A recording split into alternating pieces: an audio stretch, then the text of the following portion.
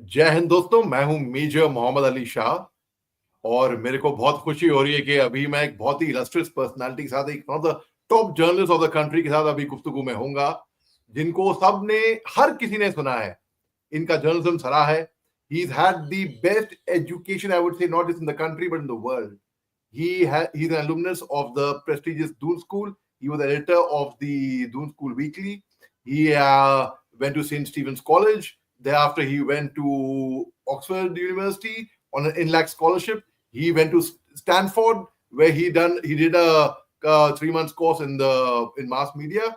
He has been the former CEO of NDTV. He founded and of Editorji, in fact, and he specializes in the Kashmir affairs. In fact, he's been to the various conflict zones in Kashmir, and right now he is taking a lot of interest in artificial intelligence. And Vikram sir, I think the two main challenges the world is facing today is not Russia, Ukraine, or Israel, Hamas. No, it is art. Since you specialize in artificial intelligence and take a lot of interest, I would say artificial intelligence and natural stupidity. Well, absolutely. First of all, Major Shah, आप तो मुझे शर्मिंदा कर रहे हैं आपने क्या तारीफ करी है, but thank you so much for having me. Always good to chat to you. I think we are in the most revolutionary period in human history potentially. And as a journalist, जब आप दुनिया को देखते हैं, आप कहते हैं भाई क्या हो रहा है, क्या नहीं हो रहा है. बहुत टाइम में पॉलिटिक्स में लोगों का इंटरेस्ट था. Then conflicts came up. What is happening in Kashmir? What's happening in the Northeast, which you have also been in? Those issues have come up. We spend a lot of time thinking about politics. कौन जीत रहा है? BJP क्या कर रही है? Congress क्या कर रही है? A lot of people have spent time in that issue. But for the last 5 or 6 years, actually, or even longer, I've been really reading and trying to figure out, hey, what is the biggest story of our times? As a journalist, you should really be fascinated by जो सबसे बड़ी story है, वो क्या है? In 2001, it was 9/11. At some other time, it was something else, right? It is no doubt in my mind that the single biggest story of our time, and potentially the single biggest story ever in human history, and I'm not saying this lightly, one of the biggest stories ever in human history could be unfolding around us in the next 5 to 10 to 15 years. I'm not saying it will unfold, but I'm saying there's a possibility it is going to unfold around us. And therefore, I have become more and more passionate and more focused about this, right? And क्या हो रहा है? AI में क्या हो रहा है? Technology में क्या हो रहा है? Biotech में क्या हो रहा है? Because it will not be one revolution. जो technological revolution अभी हो रहा है, already there's the technology has changed all of our lives. Computers पे, mobile phone पे, internet पे, वो तो हम लोग सब जानते हैं, हमारी लाइफ बदल गई है. पर जो अब होने वाला है, with AI, with biotech, with synthetic biology, with robotics coming, with there are a number of things that we can talk about at great length. But this potentially has the prospect of changing the world in a manner that we can barely begin to imagine. That's why I'm so fascinated by it. Wow. In fact, when I met you at Synapse at the conclave, in fact, you took a lot of interest in the artificial intelligence, and that is what is the future of the world. In fact, one cannot ignore it. One cannot. Did you? Did Sophia have the honor of meeting you, Sophia the robot? No. I met Sophia robot earlier. Davos में एक बार मेरी उनसे मुलाकात हुई थी. I had a nice chat with her, and I was looking at her this time and seeing that she's improved so much from the first versions and the first prototypes that I saw. And that's really Major Shah, the story that I think all of us have to think about. If I take you back a little bit in history, in 2017, 18, when I left NDTV, people asked me, "Bhai, aap kyun NDTV group mein ho, anchor kar rahe ho, TV ko aap chhod ke aap kya kar rahe ho? Why are you leaving television?" Everyone thinks that being a television news anchor is the peak of the profession in journalism. I was never particular. It was fine while it lasted, but I could see that the era of television news is starting to slide. So what is going to come to it? And at that time, in 2018, it was only the flickers कि भाई कुछ होने वाला है. Technology में कुछ होने वाला है. Television will not continue. It will be digital. It will be streaming, and maybe AI will play a role. But in 2018, when I set up Editorji, at that time the technology wasn't good enough. AI was not good enough. It was just an idea. It was just a thought. It was just a prospect that people were working on and saying, "Bhai, maybe something can happen out here." It was that era. The last 5-6 years, and especially the period after the pandemic, have really seen, and I'm very happy to talk to you at greater length about where that technology is going. Now you're really starting to see the potential. LLMs, ChatGPT, and others are just the first indication, but now you're starting to see the potential of what is possible and what is capable. And that now has opened the window. कि भाई क्या हो सकता है. But even today, it is my view that 99.9% of people are not really sitting and applying their mind and looking at it and looking through the window. सब लोग अपनी अपनी डे टू डे जिंदगी में बहुत बिजी हैं. Television channels politics में busy हैं. पार्टी भाजपा ने ये किया, आम आदमी पार्टी ने वो किया, कांग्रेस ने वो किया, ये हो रहा है, वो हो रहा है. वो ठीक है, सब लोग अपनी डेली लाइफ में बहुत बहुत ऑब्सेस्ड है. वो सही भी है, रोजी रोटी में लगे हैं, रोटी कपड़ा मकान की इश्यूज में लगे हैं. तो लोगों के पास बहुत कम टाइम है कि वो पीछे थोड़ा बैठ के देखें कि भाई ये उन्होंने आर्टिफिशियल इंटेलिजेंस के बारे में सुना है, बायोटेक के बारे में सुना है, रोबोटिक्स के बारे में सुना है, पर अभी तक बहुत कम लोग हैं जो सोच रहे हैं कि मान लीजिए ये चीजें चलती गई तो 50 साल 100 साल को भूलिए, अगले 5 साल या 10 साल में क्या संभव है. और अगर आप उस पर विचार करेंगे, I mean you were there at synapse, you saw it, कि क्या पॉसिबिलिटीज हो सकती हैं हमारी लाइफ टाइम में. सक्सेसिव जनरेशंस को भूल जाइए, हमारे लाइफ टाइम में अगले 5 साल 10 साल 15 साल में क्या चेंजेस हो सकते हैं. अगर आप उस पर विस्तार से सोचें, एक बार भी आप विस्तार से अगर बैठ के सोचें कि ये चीजें शायद संभव होंगी अगले 15-20 साल में, अगर आपने एक बार उस पर विचार करना शुरू किया तो एक तरह से आपकी भी लाइफ बदल जाती है, क्योंकि आप उसके बारे में फिर सोचते रहेंगे कि अगर ये चीजें हो सकती हैं फिर क्या क्या हो सकता है. Right. That makes a lot of sense. In fact, see, Vikram, your father was a very senior bureaucrat. He was in the IAS. So, जब आप boarding में थे, and you were the editor of the Doon School Weekly, तब आपकी कोई ख्वाहिश थी? I mean, I was one of the. I should point out, I was one of the editors. वही Echo magazine एक थी जिसमें I was one of the editors, and there were one or two others which I was helping in. When I went to Oxford, yes, I was one of the features editor of the Oxford magazine, Charar. But right. Yes. So you always had a flair for journalism, which means you had decided way back as a child that you would grow up to be a journalist?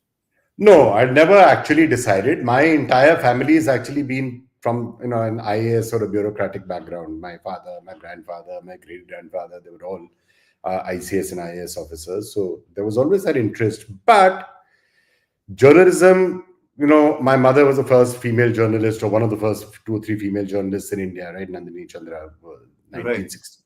There were not that many women who were there in journalism. So the fact that so that is the first thing that I actually saw. That's where I think the initial interest in journalism came, right? कि क्या हो रहा है. अभी ये Black Warren serial अभी आया है. So there's this Billa Ranga stories in that. It reminded me of how when my mother used to be a crime reporter and used to go to court and meet Billa Ranga and उनसे बात करती थी. So I always wanted an interesting career. I didn't want to be मैं corporate job करूंगा या ये करूंगा. So interesting career means what? IAS में जा सकते हैं या जर्नलिज्म में जा सकते हैं. 90s में तो वही 2 ऑप्शन थे. So I picked journalism.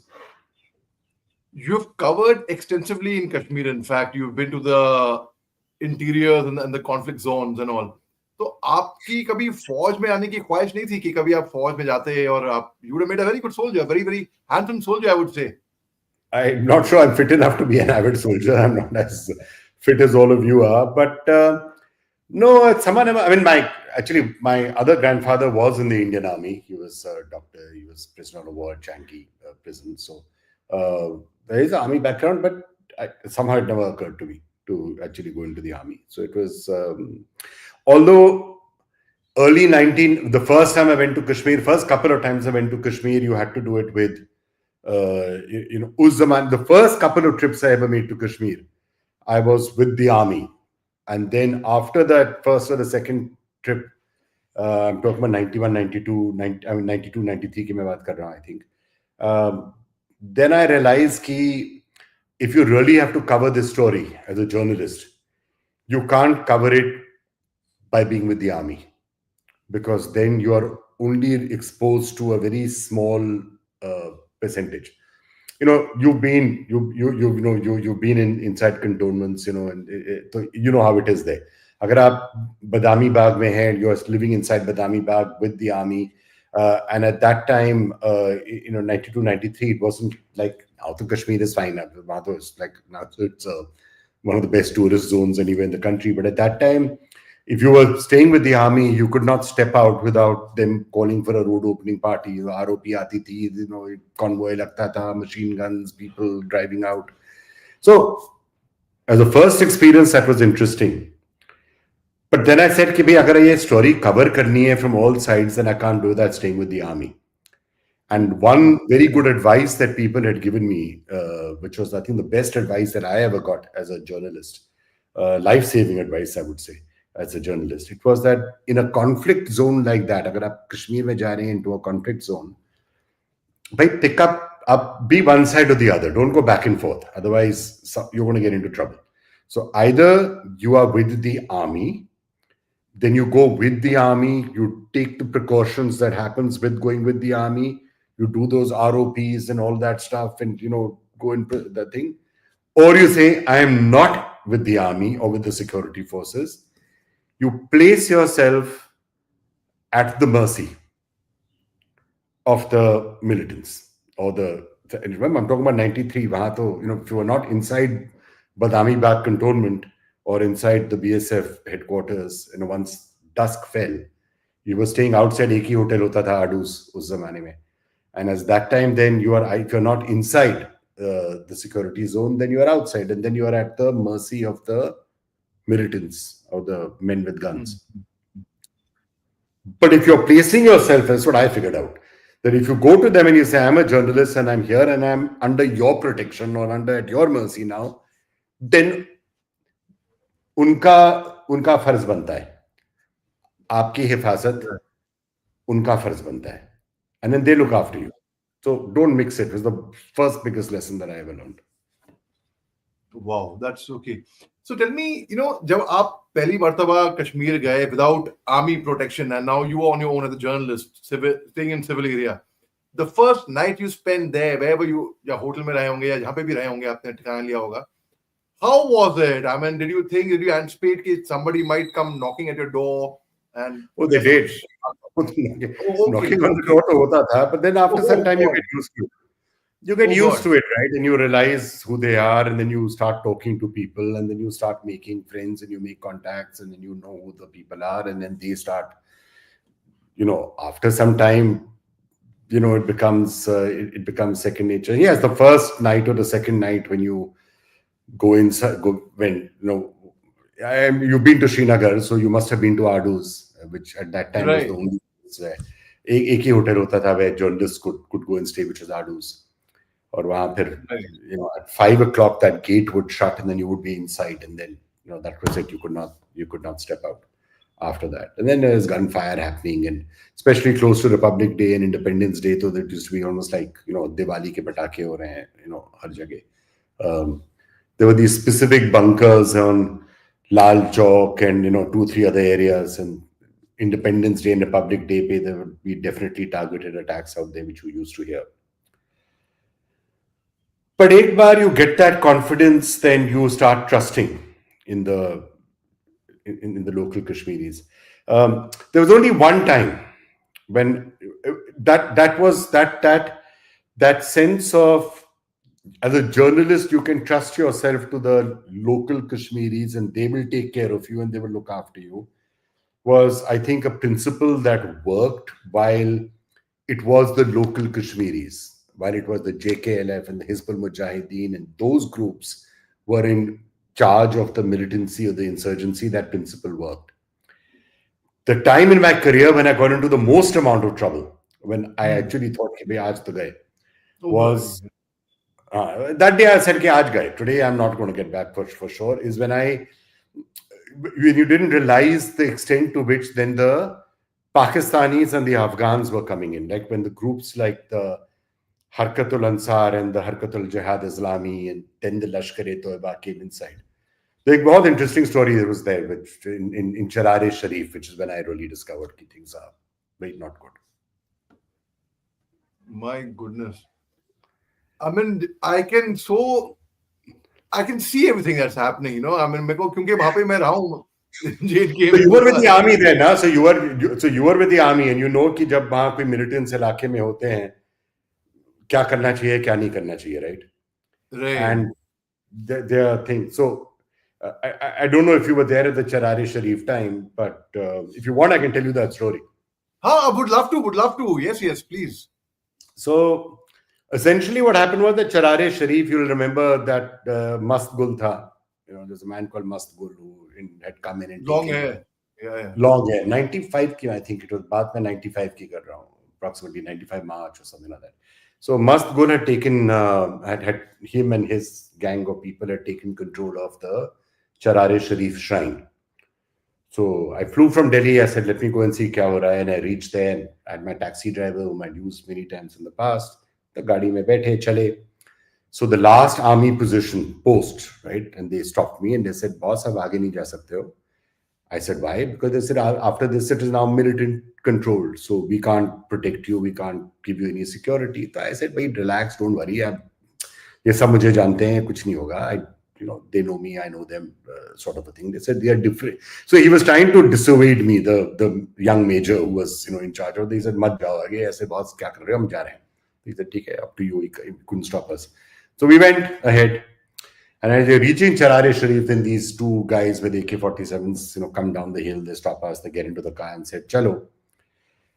And then when we entered Charar-e-Sharif, the city, then the others came with, you know, AK-47s and other guns.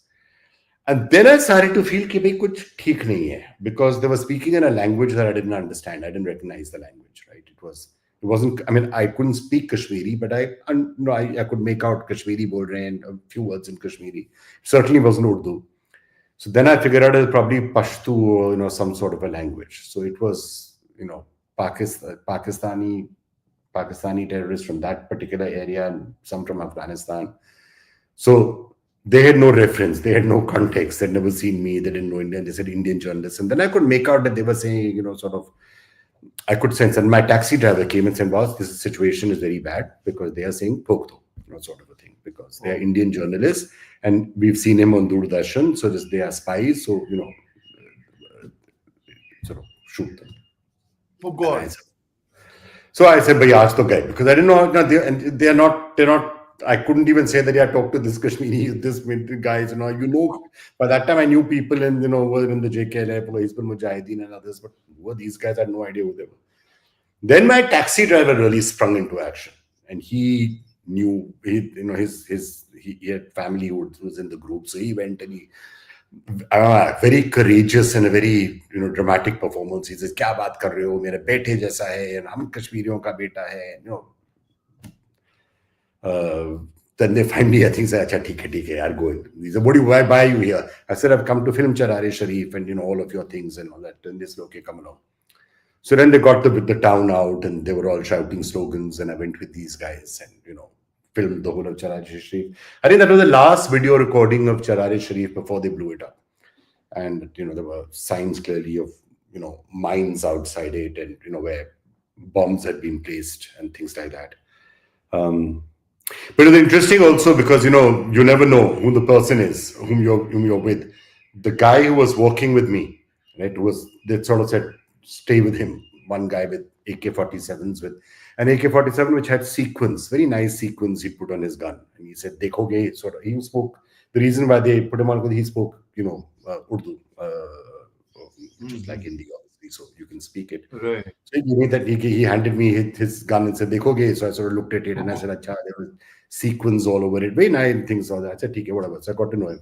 Then I asked him, I said, "Aap kaun se tanzeem se hain?" And he said, Lashkar-e-Toiba. Now think of, given the subsequent history of what has happened,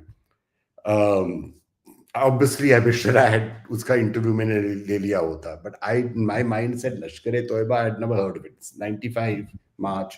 No one had ever heard of the Lashkar-e-Toiba.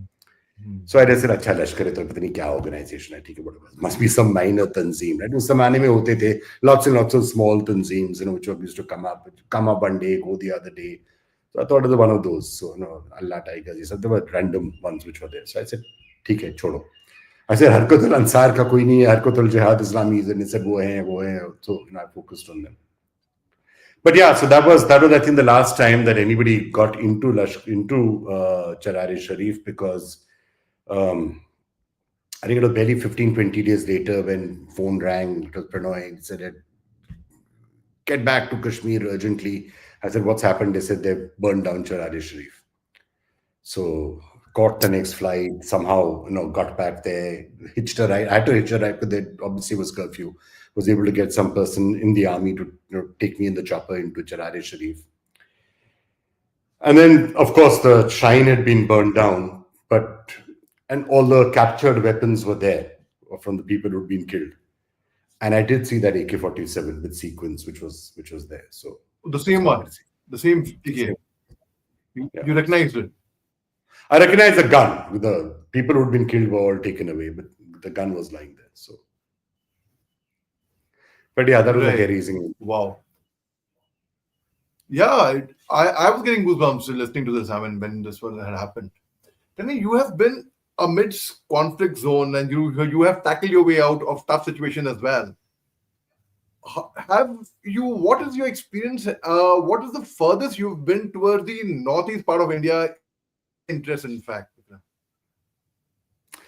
It's my biggest regret, I think, in my journalism career, that I did not spend too much time in the Northeast. I was very Kashmir focused and Kashmir centric, and from there, then other things started to come up, including writing a book on that. So I was very Kashmir centric, a little bit on Punjab, but I didn't spend much time in the Northeast, which is a major regret that I have.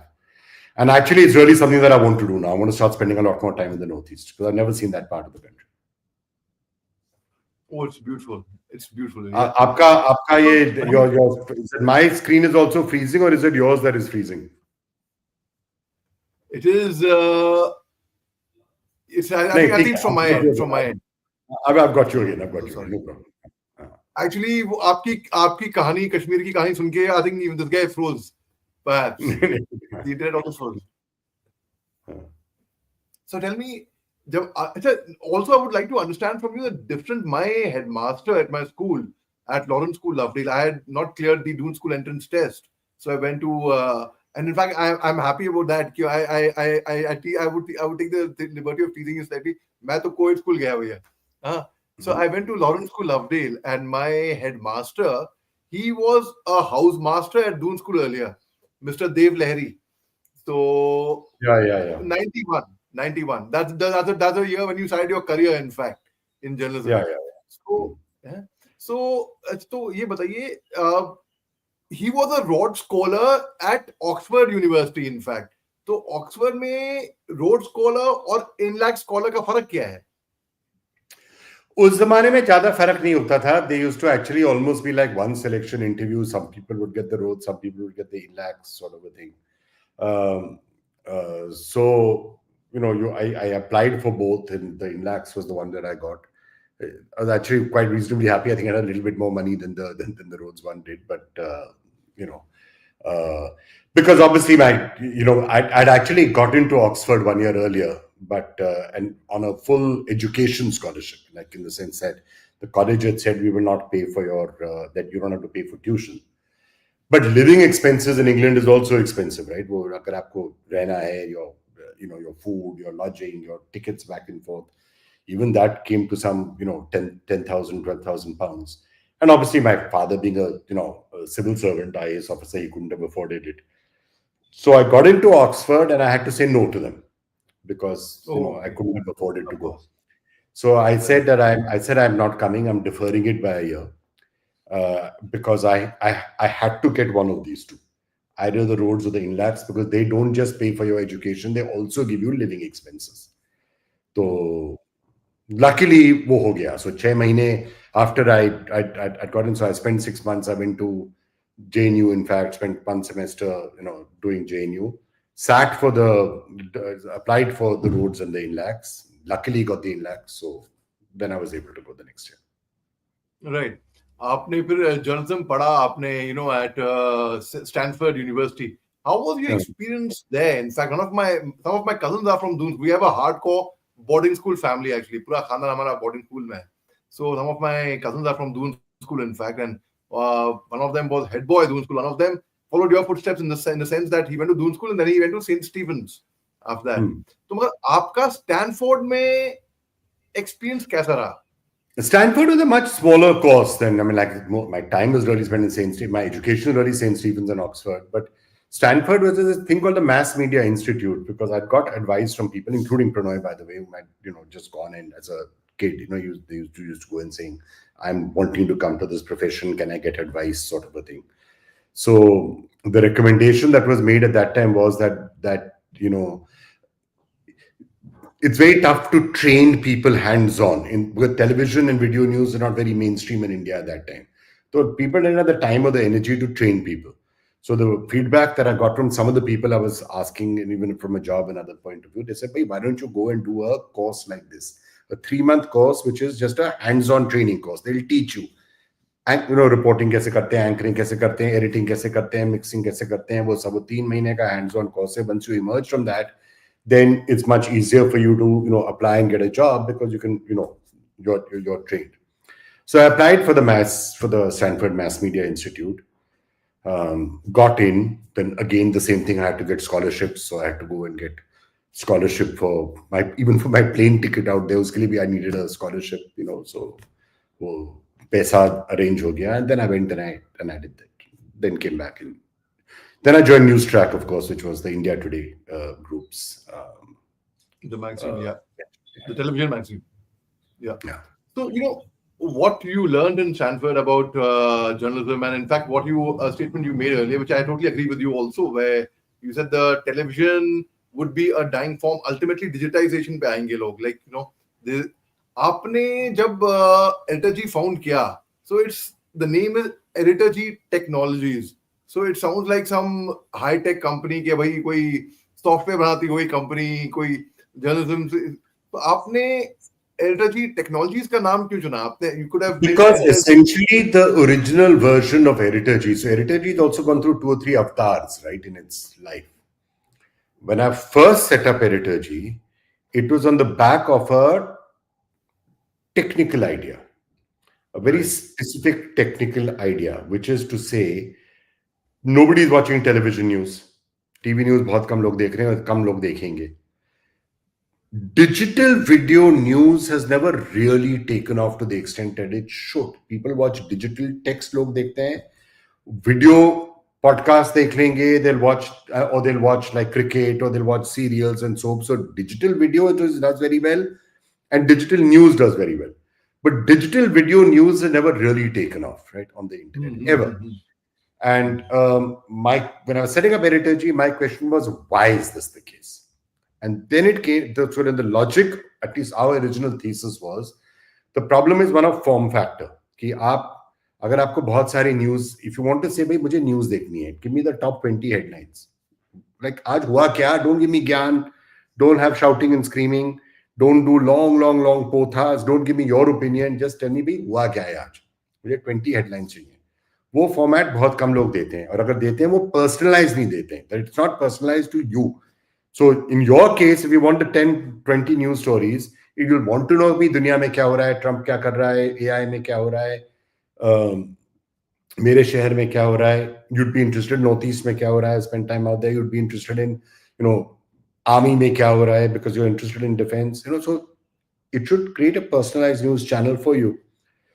So the crux of the Editorji proposition was that we created the technology and the IP that would enable us to create AI curated and generated video headlines and video news feeds. That was the core of it. And then we applied and we got 2 American patents on this. So there is technology behind Editorji technology. So 2 American patents hain jo isme hai. But subsequently then, pandemic hit, very tough to keep a startup running during the pandemic was what I figured. So luckily, very soon as the pandemic hit, I said, boss, let me not try and do this as a startup. Let me, find a really good group which can take this over and, run it, because you need a safe harbor. जब बहुत बड़ी तूफान आती है and you're in a ship, you should try and get to a harbor.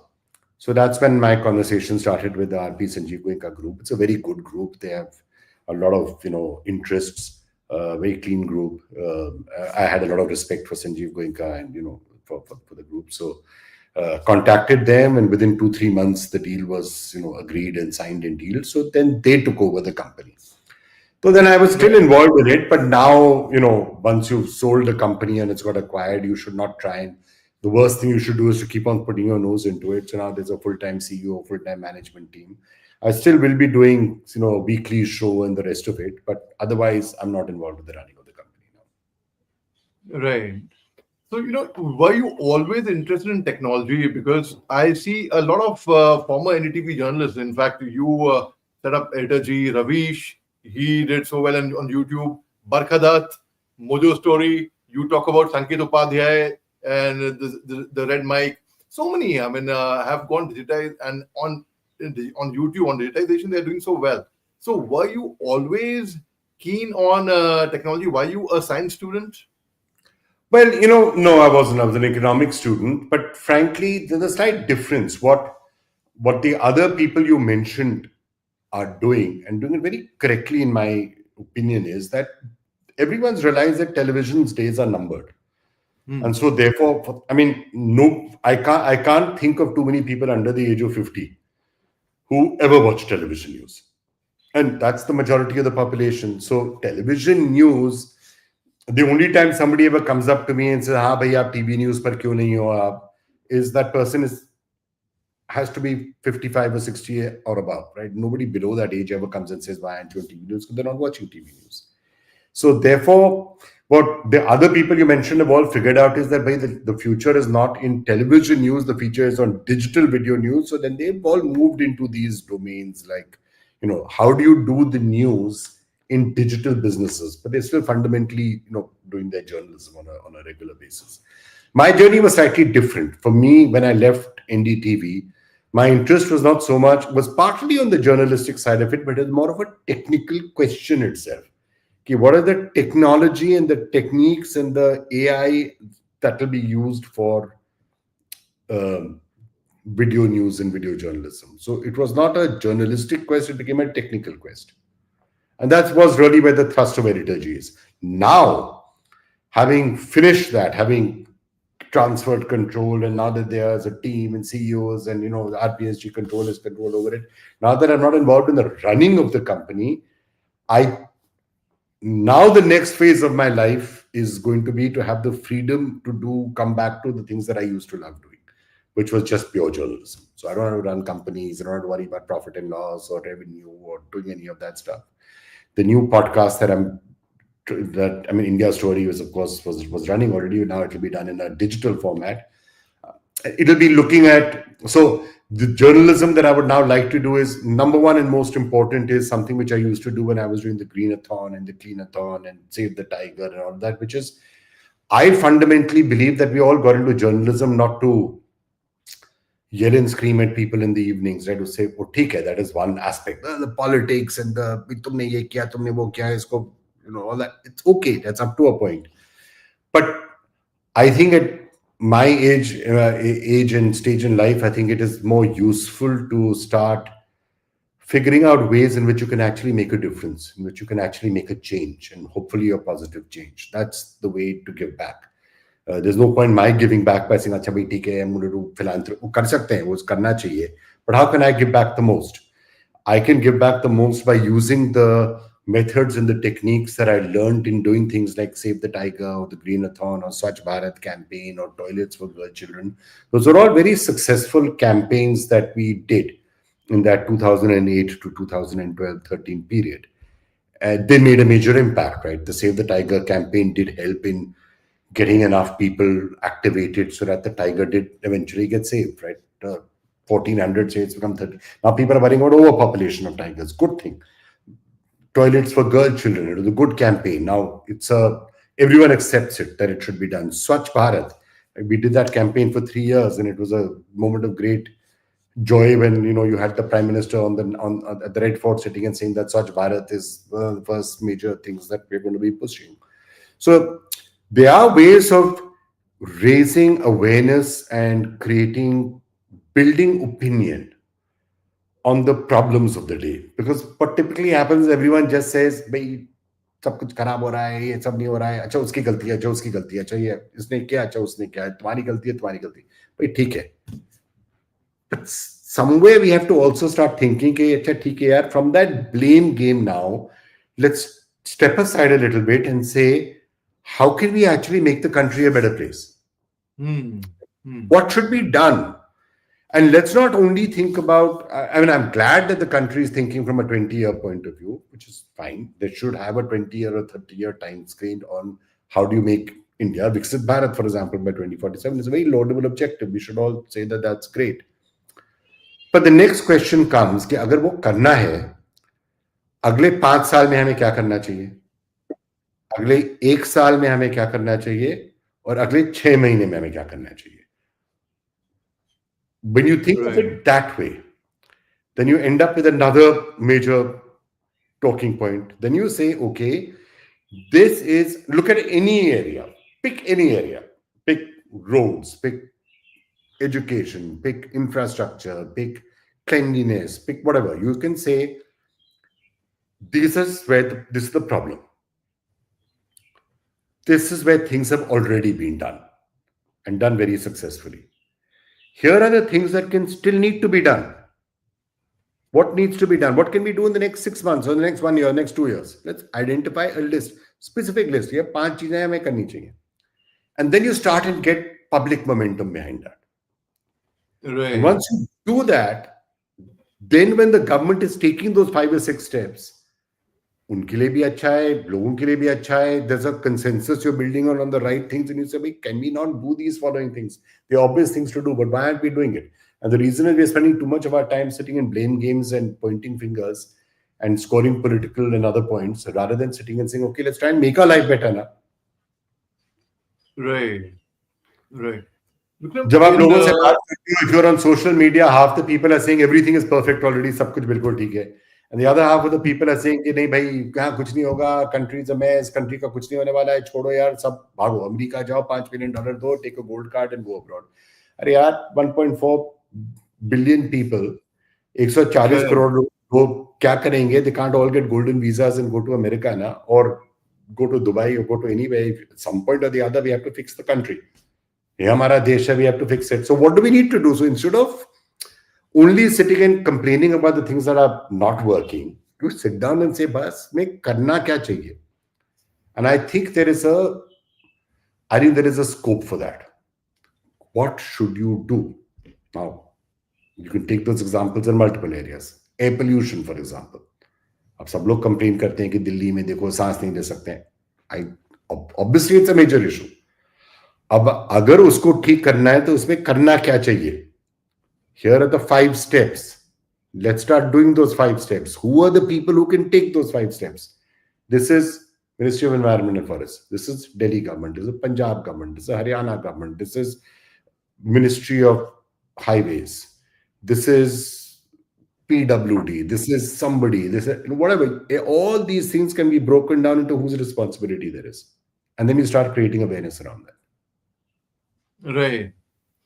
Let me talk a bit about a point which might just embarrass you slightly because you don't like talking much about yourself. But in the year 2007, you received the designation of the Global Leader for Tomorrow from the World Economic Forum in Davos. And when you were selected as the Young Global Leader, and you were the Hero Honda Indian Television Academy Award winner for Best Anchor in a talk show for The Big Fight in 2005 and 2008. And the Teacher's Achievement Award for Communication, apart from various other awards. I would like to know, how seriously do you take the awards that come your way, Vikram? Look, they are very nice. No, nobody will. I mean, everyone feels very happy when you get an award and you say, "Oh, cha, it's so nice and it's good for your ego." And you then, sort of put it up prominently in your room somewhere, and you say, "Dekho, अच्छे से awards हैं," and they're all out there, which is nice. But fundamentally, I think that you have to also sit and think back a little bit, and that's what I'm now. That's why, just to as we conclude this conversation, that's something that I just want to talk about. What I've now been thinking about the last few years is that, when I'm 90 years old or 80 years old and sitting with my children or my grandchildren or great grandchildren and saying, "Bhai, मैंने कुछ किया है," it's not necessarily going to be the awards that I will talk about. It's not going to be, "Bhai, मैंने ये colleges में गया हूँ कि मैंने ये मैंने organization set up करी है, मैंने इतना पैसा कमाया." Those are all good things to do. But I have a feeling at that time, I'll also be thinking back a lot to, did I actually do something that made a positive change somewhere? That is something which I think is something which you'll always keep. And I do feel that I'm in a somewhat privileged position by virtue of the fact also that I don't think I'm seen as a very, politically, one side or the other. No one has really sees me as saying, You're very balanced, very, very balanced. Yeah. So both sides are all sides are reasonably happy talking to me, because I'm not really sitting and saying, usko vote do, ye acha hai, ye bura hai. I'm not really interested in that. Right. So to that extent, I do have access to people across the spectrum whom I can actually talk to try and say, "Bhai, can we get some things done?" Because there's a lot we have to do in this country. There's a lot that has to still be done. We have to fix education. We have to fix urban systems. We have to fix pollution. We have to fix water. We have to start worrying about what's going to happen when AI comes. There's a lot of things that can be done. Now, you can sit back and think, "Boss, mujhe kya farak padta hai? It's got nothing to do with me. I don't care one way or the other." Or you can sit and say, "Let me try and do something about it." So that's what I'm going to try. May have zero impact, but it doesn't. At least I know that I tried. Absolutely. That's very, very interesting and lovely. And before I let you go, one last question I would like to ask you. Question here, it's just an advice for our young budding journalists who would be hearing you. What advice would you give to young budding journalists? Bhai,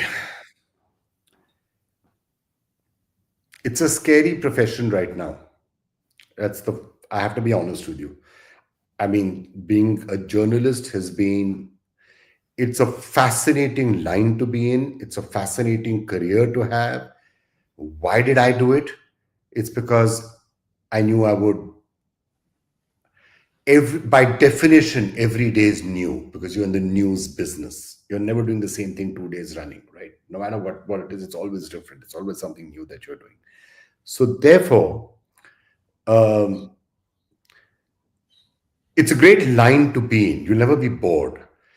But the problem is that this world is changing so fast that I'm not very sure. I can't predict. When people come to me and ask me, "Do you think I should become a journalist?" I said, it's very difficult to answer that question because there's so much uncertainty. So many jobs that journalists used to do are going to now be done by AI. Copy editing, for example, graphics, creation of headlines, all of these things which people used to do are going to be done by AI more effectively than by humans. Yes, field reporting is always going to be there.